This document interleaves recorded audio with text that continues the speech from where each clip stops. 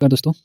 तो आज हम हिमाचल प्रदेश से रिलेटेड एक बहुत ही इम्पोर्टेंट टॉपिक डिस्कस करने जा रहे हैं, जो कि है सेक्शन 118। ये हिमाचल में अभी काफ़ी चर्चा में चला हुआ है। तो जैसा कि हम जानते हैं कि हिमाचल प्रदेश 15 अप्रैल 1948 को इस्टेब्लिश हुआ था, जो कि 3 प्रिंसली स्टेट के मर्जर से बना था और बाद में जाके 1971 में इसको पूर्ण राज्य का दर्जा मिला था। हिली टेरेन और लो पॉपुलेशन डेंसिटी और फाइनेंशियल चैलेंजेस के होते हुए इसको स्पेशल कैटेगरी स्टेटस दिया गया है। और हिमाचल अपनी सीनिक ब्यूटी के लिए जाना जाता है, जिसकी वजह से ये लैंड परचेज़ के लिए एक काफ़ी उम्दा और लुभावनी डेस्टिनेशन बन जाता है। तो उसी के मद्देनज़र रखते हुए Himachal Pradesh tenancy and land reform act 1972 को बनाया गया था, जिसमें कि सेक्शन 118 को इंट्रोड्यूस किया गया था, जो कि एक लैंडमार्क प्रोविज़न हिमाचल के लिए साबित हुआ। इसको डिज़ाइन ही इसके लिए किया गया था ताकि लोकल एग्रीकल्चर कम्युनिटीज़ को प्रोटेक्ट करके रख सकें, उनके लैंड को प्रोटेक्ट किया जा सके, इसलिए सेक्शन 118 को इंट्रोड्यूस किया गया था। तो हमारे प्रथम जो पहले चीफ मिनिस्टर थे, डॉक्टर वाई एस परमार जी, उन्होंने इसको इनेक्ट किया था। ये जो 118 है वो रिकॉग्नाइज़ करता है जो हिमाचल प्रदेश में जो चैलेंजेस उस टाइम और अभी फेस किए जा रहे हैं, जैसे कि माउंटेनियन टेरेन के होते हुए यहाँ जो एग्रीकल्चर लैंड है वो बहुत ही ज़्यादा कम है। ऑन एन एवरेज जो स्मॉल एंड मार्जिनल फार्मर हैं हिमाचल प्रदेश के, उनके पास 1 हेक्टेयर के करीब जो ज़मीन है वो है। तो जो उस टाइम में क्या था कि नया-नया राज्य बना था, तो जो जो अ, बाहर के जो वेल्दी इंडिविजुअल थे, वो यहाँ के लोगों से अंडर वैल्यूड प्राइस पे लैंड खरीद रहे थे, जिसकी वजह से हमारी जो रूरल इकोनॉमी थी वो डिस्टेबलाइज़ हो रही थी। जो जिन स्मॉल फार्मर्स से वो लैंड खरीद रहे थे, बाद में वही फार्मर्स उनके यहाँ लेबर काम करने लग पड़े थे। जिसको ध्यान में रखते हुए वाइस परमार जी ने इस प्रोविज़न को लाया। जैसा कि हम जानते हैं कि हिमाचल प्रदेश में अभी भी 90% जो पॉपुलेशन है वो रूरल पॉपुलेशन है। इसलिए ये प्रोविज़न हिमाचल के लिए बहुत ही ज़्यादा इम्पोर्टेंट हो जाता है। तो 118 में क्या प्रोविज़न थे और उसमें क्या रिस्ट्रिक्शन, किन के ऊपर रिस्ट्रिक्शन लगी थी, तो आइए हम उनके बारे में जानते हैं। काफ़ी लोग मानते हैं कि 118 जो है वो कंप्लीटली बैन लगाता है कि लैंड परचेज़ के ऊपर, हिमाचल बोनाफाइड के ऊपर। तो ऐसा नहीं है, क्योंकि ये कंप्लीटली बैन नहीं लगाता है नॉन हिमाचलीज़ और नॉन एग्रीकल्चरलिस्ट के ऊपर, परंतु ये इम्पोज़ करता है रेगुलेटरी फ्रेमवर्क, जिसमें कि आपको गवर्नमेंट की परमिशन के बाद ही यहाँ पे आप लैंड खरीद सकते हैं। तो रिस्ट्रिक्शन किन के ऊपर अप्लाई होती हैं? वो है नॉन एग्रीकल्चरिस्ट जो यहाँ पर एग्रीकल्चर लैंड लेना चाहते हैं। जो नॉन हिमाचलीज़ हैं, नॉन हिमाचली रेजिडेंट्स हैं, वो अगर एग्रीकल्चर लैंड लेना चाहते हैं, उनके ऊपर रिस्ट्रिक्शन लगती है। और इवन जो हमारे लोकल नॉन एग्रीकल्चरिस्ट हैं, उनको भी अगर म्युनिसिपल बाउंड्रीज़ के बाहर अगर लैंड खरीदना है, तो उनको भी गवर्नमेंट से परमिशन लेनी पड़ेगी। अगर परमिशन किनको नहीं लेनी पड़ती है अगर वो लैंड खरीदना चाहते हैं। अगर कोई बंदा बिल्डर प्रॉपर्टीज़ लेना चाहता है, जैसे म्युनिसिपल कॉर्पोरेशन में, कमिटी में या फिर नोटिफाइड एरिया कमिटी में या फिर कैंटोनमेंट बोर्ड में कोई प्रॉपर्टी बनी है, उसको परचेज़ करना चाहता है, तो वो उसको परमिशन की कोई ज़रूरत नहीं पड़ेगी। अगर कोई प्लॉट या लैंड खरीदना चाहता है जो कि डेवलप किया गया है हिमुडा या फिर गवर्नमेंट की कोई भी एंटिटी जिसके द्वारा ये डेवलप किया गया है, उनको भी कोई ज़रूरत नहीं पड़ेगी। या फिर आप म्युनिसिपल लिमिट में अगर कोई लैंड खरीदना चाहते हैं या फिर कुछ खरीदना चाहते हैं, तो उसमें भी आपको कोई परमिशन की ज़रूरत नहीं पड़ेगी। तो परमिशन की प्रोसेस सिंपल है, आपको एक डिटेल्ड एप्लीकेशन आपको सबमिट करनी पड़ेगी और उसमें ये भी मेंशन करना पड़ेगा कि आपका इंटेंट क्या है उस लैंड को परचेज़ करने के लिए। तो उसमें गवर्नमेंट जो है उस एप्लीकेशन को इवैल्यूएट करेगी केस टू केसेस बेसिस पे और आपको उस बेसिस पे आपको वो ज़मीन मिल सकती है। जो ये प्रोसीजर होता है काफ़ी रिगरस स्क्रूटनी के बाद, लेंथी प्रोसीजर के बाद ही इन केसेस को देख के अलाउ किया जाता है। तो किन-किन पर्पसेस से को देख के गवर्नमेंट आपको लैंड अलॉट करती है। अगर आप इंडस्ट्रियल प्रोजेक्ट लगाना चाहते हैं, कोई मैन्युफैक्चरिंग यूनिट लगाना चाहते हैं या फिर आप एजुकेशन इंस्टीट्यूट खोलना चाहते हैं, टूरिज़्म या हॉस्पिटैलिटी का प्रोजेक्ट खोलना चाहते हैं या फिर रिलीजियस पर्पज़ से या फिर रेजिडेंशियल पर्पसेस और एग्रीकल्चर यूज़ के लिए।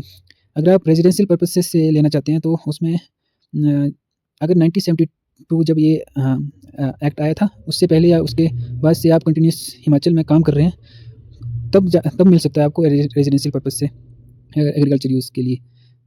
तो कुछ इस 118 से रिलेटेड जो जुडिशियल इंटरप्रिटेशन है, जैसे कि सुप्रीम कोर्ट ने कहा था अजय दाबरा वर्सेस प्यारेराम इन जुलाई 31 2023 को। तो उसमें सुप्रीम कोर्ट ने माना था कि अफ़र्म किया था कि सेक्शन 118 जो है उसका प्राइमरी ऑब्जेक्टिव जो है ना, वो सेफगार्ड करना है स्मॉल एग्रीकल्चरिस्ट को, ताकि वो अपना agriculture land non agriculture use के लिए ना दे। इन रिसेंट में अभी सितंबर 26 2025 में हाई कोर्ट का डिसीजन था। उसमें ये क्लैरिफ़ाई किया था कि अगर आप 118 के अंदर परमिशन लेते हैं किसी पर्पज़ से, तो अगर आपने उस प्रोजेक्ट पे आपने काम करना स्टार्ट कर दिया है, काफ़ी हद तक काम स्टार्ट हो गया है, पर कंप्लीट नहीं हुआ, तो आपको उसमें रिलीफ़ मिल जाएगा। अगर डिले होता है तब भी आपको उसमें रिलीफ़ मिल जाएगा, क्योंकि 118 के अंदर ये बोला जाता है कि अगर आपने उस काम को पूरा कंप्लीट नहीं किया या फिर आपने उसमें उसको स्टार्ट ही नहीं किया, तो आपको पेनल्टी लग सकती थी। तो रिसेंट में जो डेवलपमेंट हो रही हैं, जो स्टेट गवर्नमेंट ने बोला है कि हम कुछ में अमेंडमेंट करेंगे, रिलैक्सेशन लाएँगे इस 118 के अंदर, ताकि प्रोसीजर को सिम्प्लीफाई किया जा सके और इंडस्ट्रियल डेवलपमेंट को इंक्रीज़ किया जा सके हिमाचल प्रदेश में के अंदर। तो कुछ प्रपोज़ रिफ़ॉर्म बताए गए हैं, जैसे कि लैंड यूटिलाइज़ेशन पीरियड को एक्सटेंड किया जाएगा, अप्रूवल अथॉरिटी को अब डिप्टी कमिश्नर को दिया जाएगा, और साथ ही साथ अगर लैंड का नॉन यूटिलाइज़ेशन होता है, तो आपको पेनल्टी लगेगी instead of confiscation of land. तो सिंगल विंडो क्लियरेंस सिस्टम लाया जाएगा। तो ये कुछ प्रपोज़ल आए हैं, परंतु इन प्रपोज़ल को देखते हुए जो हमारे हिमाचल की फार्मर ऑर्गेनाइजेशन है, सोशल एक्टिविस्ट हैं और लोकल कम्युनिटीज़ हैं, उन इन रिलैक्सेशन को देखते हुए उन्होंने चिंता व्यक्त की है। आज से 2022 से आज तक लगभग 215 केसेस जो हैं वो 1 मिनट के अंदर अप्रूव किए गए हैं, जिसमें से 110 रेजिडेंशियल पर्पसेस से और 75 टूरिज़्म प्रोजेक्ट के लिए और 30 अदर यूजेस के लिए लिए गए हैं। तो जो ये 118 का जो प्रोविज़न्स हैं, वो काफ़ी डिबेटेड हिमाचल प्रदेश की इकोनॉमिक पॉलिसी में माने जाते हैं। अगर हम इन 118 को बैलेंस करके नहीं चलें, एक्सटर्नल इंटरवेंशन और लोकल एग्रीकल्चर इंटरेस्ट को अगर लेके ना चलें, तो 118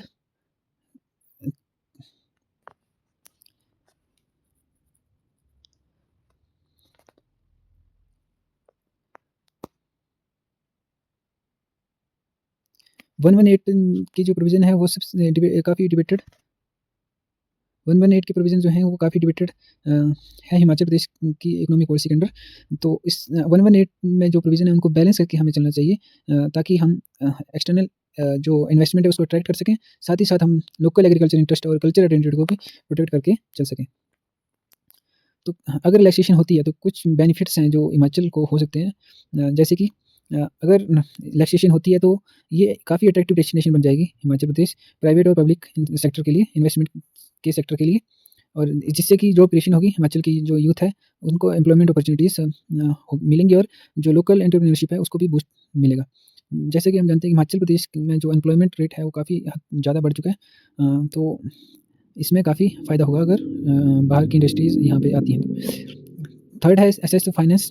जो फार्मर प्रोड्यूसर ऑर्गेनाइजेशन है, नाबार्ड हो गया, बैंक हो गया, और जो financial institution other financial institution है, वो हेसिटेट करते थे पहले, या फिर अभी भी करते हैं 118 के कॉम्प्लेक्स प्रोसीजर को देखकर यहाँ पे इन्वेस्टमेंट करने के लिए।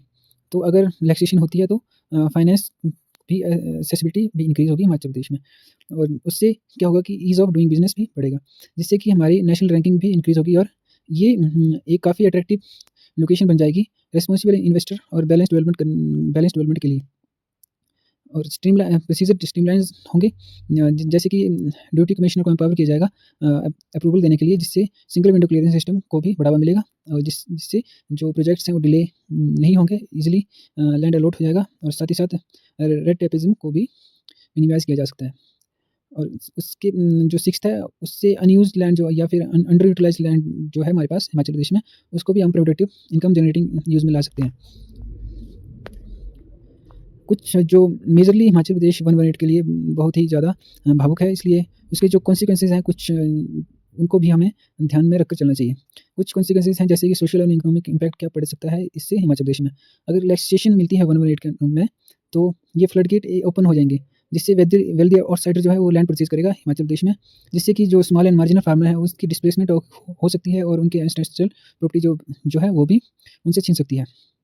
लैंड की प्राइस एकदम से बढ़ जाएँगे लैंड स्पेकुलेशन की वजह से, जिससे कि लोकल यूथ है, वो लैंड जो लोकल यूथ है या वो लोकल जो पॉपुलेशन है, वो लैंड अफ़ोर्ड करना मुश्किल हो जाएगा उनके लिए, जिससे वो फर्दर इकोनॉमिक डिस्ट्रेस में जा सकते हैं।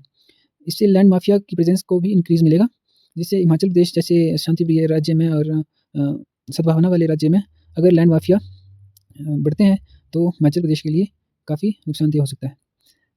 फिर है डेमोग्राफिक एंड कल्चरल रिस्क जो हो सकते हैं, जैसे कि हिमाचल प्रदेश जो है 97% हिंदू पॉपुलेटेड जो पॉपुलेशन वाला राज्य है, अगर बाहर के रोहिंग्या वगैरह अगर उनको भी अगर यहाँ पे लैंड लेने में ईज़ीनेस हो जाएगी, तो ये हमारी डेमोग्राफी के लिए प्रोफाइल के लिए हिमाचल प्रदेश की वो थ्रेटनिंग होगा।